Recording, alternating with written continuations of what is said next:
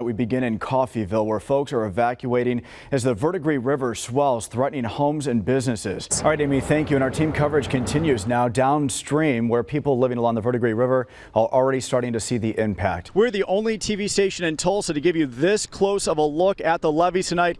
In fact, we are so close. The National Guard within the past 5 minutes coming up to us saying they want us to move for our next live location, saying we are simply too close and in danger. With the deaths of Cameron and Rylan, I wanted to look into policy, procedure, state law, and safety.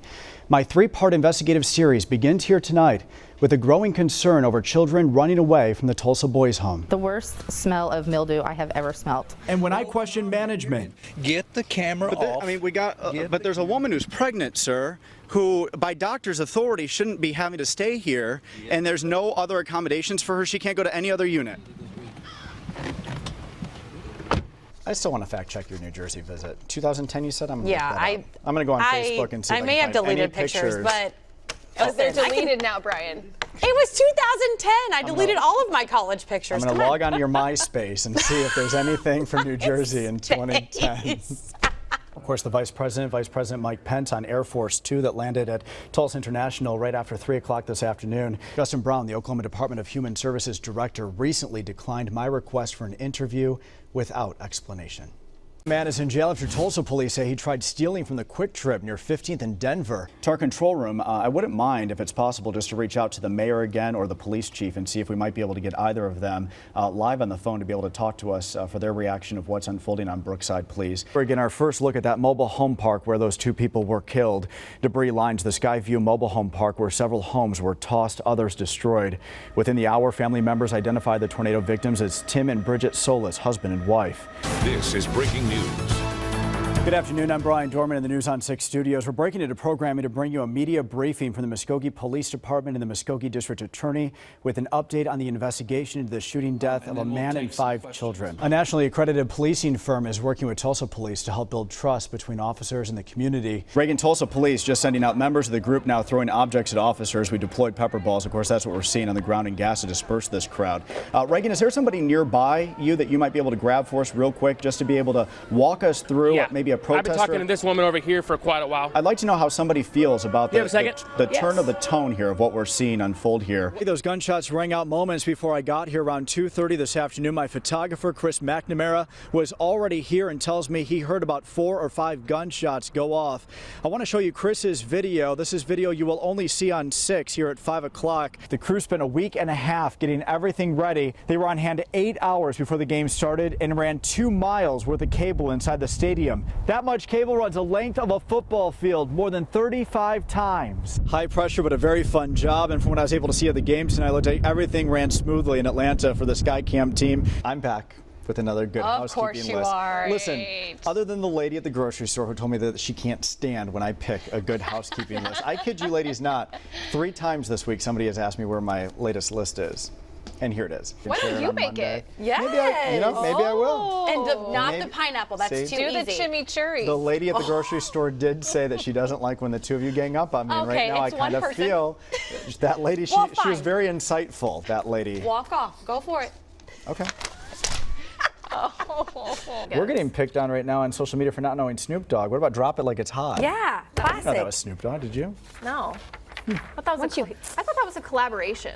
Unless you're a true fan. I do know that. The producer just sang it to me. Yeah. I know that. I'm dying to hear what that sounds like. I would like to hear that, Mark, will you sing it to me, please, too? Mine is Jeremiah. He's 7, and he wants a skateboard. And I've never been on a skateboard. Well. Oh, gosh. We have made it to Friday. This is my little helper today. This is Stacia's little guy, Callahan. I'm pulling double duty today, anchoring and babysitting. Why are they so good? Because it's pudding. You can't keep these in your house. You eat them all. From scratch. Wow. Brian, I'm so impressed with you. Now, I want to get to that new information because we're just learning that OG&E workers right now are on airboats. I want to draw your attention to this big screen here. These are the airboats right now. They're at the electrical substation. We got this shot thanks to Cherokee Nation's emergency management. They have a drone up right now. Look at the mess here. You mentioned 36 North Peoria. Right off to the side here, Comanche Park apartment complex. Look at this. You got an SUV and a car that have slid slid off the roadway and into the ditch here because of the high water. One of those vehicles belongs to Connor Self. Connor, step on in here for me, buddy. Your vehicle is the white SUV, right? Yeah, we certainly cannot catch a break this week, can we? I live in the Tulsa Hills area. It was my third time taking shelter this week. Bedbugs reported at Eastgate. Pest control company claims its team of experts didn't find a single bed bug. People wrote Brian Dorman asking for help. All of these people have come forward. He went to investigate and showed what he found live. This chair is crawling with bed bugs. We were told there was not one bed bug discovered here at Eastgate. Look at all of these bed bugs. Brian Dorman. This is proof, guys. There is a bed bug problem. On the scene, on the story, News on 6. I have not heard that it's been going on for a long time until I first heard it from you in your news story.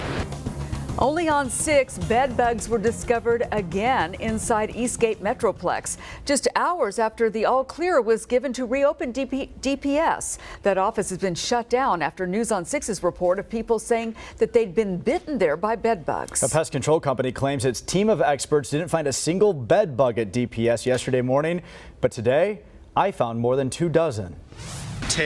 But I want to show you what we've discovered. Within 5 minutes of being inside Eastgate Metroplex, I was on Facebook Live after flipping over a chair near DPS that was full of bed bugs. All of these are bed bugs. Look at this live bed bug here. I turned over every single chair looking for bed bugs. I found more than 24 of them on 17 chairs. Chairs that folks would have been sitting on today had DPS opened. This got the all clear. This got the all clear from American Services. Dave, not one bed bug. I understand. Was detected. And I passed that information on to you and others, and now we find out it's not true, and we've got a problem. Yesterday, Eastgate told me complaints like the ones we showed you earlier were nothing more than disgruntled employees. Tonight, they're walking that back. I want them to know that we're putting a plan together. We're going to act. I've personally seen one on my desk 2 days ago. And then management's just been ignoring it. Justin Bassett works at Eastgate's Alorica calling center. I took his concerns and the concerns of 18 other Alorica employees to management. And I promised I would bring each one of them to you today, anonymously, to address these issues with folks that say they are too afraid to sit here and address this issue with you. I presented complaint after complaint about bed bugs inside Alorica, some dating back more than 5 years. Are these folks lying? No, I don't believe they're lying. I will tell you again, we have repeatedly treated this building monthly, every month religiously. We've never had a bed bug infestation. Alorica got the all clear today from the same company that gave the all clear to DPS. Eastgate tells me with my discovery today, they will likely get a second opinion, something Alorica tells me they're doing already and will plan on doing Monday. A company-wide memo also went out tonight to Alorica workers telling them how to report future bed bug problems. You can read the full memo on our free News on 6 app. I think it rises above negligence. I think this place needs to be investigated for criminal negligence because something has terribly gone wrong. We announced last night a lawsuit is now in the works against the Tulsa Boys Home and DHS in response to the deaths of 2 boys who ran away from the facility. In March of last year, 14-year-old Cameron Dale was hit and killed on Highway 51. In December, 13-year-old Rylan Harris drowned in the Arkansas River, prompting an investigation by the Oklahoma Commission on Children and Youth. There is no doubt over the past 103 years, the Tulsa Boys Home and its volunteers have had a positive impact on nearly 14,000 boys in our area. But with the deaths of Cameron and Rylan, I wanted to look into policy, procedure, state law, and safety. My 3-part investigative series starts here tonight with the growing concern over children running away from the Tulsa Boys Home. This report from the Tulsa County Sheriff's Office shows last year deputies were called to the Tulsa Boys Home 226 times after a child ran off from the facility. As you can see, those numbers have grown over the past 5 years, from 93 in 2018 and 101 in 2019. One of those calls came on March 25th when 14-year-old Cameron Dale ran off with a friend in the middle of the night. Cameron was hit and killed on Highway 51. Oh, this is the dormitory where the boys sleep. Tulsa Boys Home Executive Director Greg Conway tells me it was the first death in the program's 103-year history. And when something like this happens to one of our boys, yeah, we feel that, I mean, acutely. We feel responsible for that, even though everything that could possibly done was done. Conway says Cameron was privately placed by his parents into the facility's substance abuse treatment program. He was there just 9 days before going AWOL. We had no indication that he would be what we call a flight risk or an AWOL risk or anything of that sort. But Cameron's mom, Lindsay, tells me Cameron had a history of running away from home and sneaking out in the middle of the night. He was even placed on probation after a run-in with police, where Lindsay tells me Cameron resisted arrest and even kicked a police officer. His probation officer and judge recommended the Tulsa Boys Home. Lindsay says Cameron was ready to get help and excited about the therapy programs. She tells me what she doesn't understand is how after her son died, 9 months later it would happen again with the death of 13-year-old Rylan Harris. Should Rylan Harris ever have been at the Tulsa Boys Home? Never. He absolutely never should have been there. Cameron Spradling represents the family of Rylan Harris. That family knew that boy for 13 years. They knew what was getting ready to be unleashed in that boys' home. And they knew something bad, horrible was going to happen, and they begged for it not to happen. Rylan was an addict at birth, experiencing meth withdrawals on the way home from the hospital.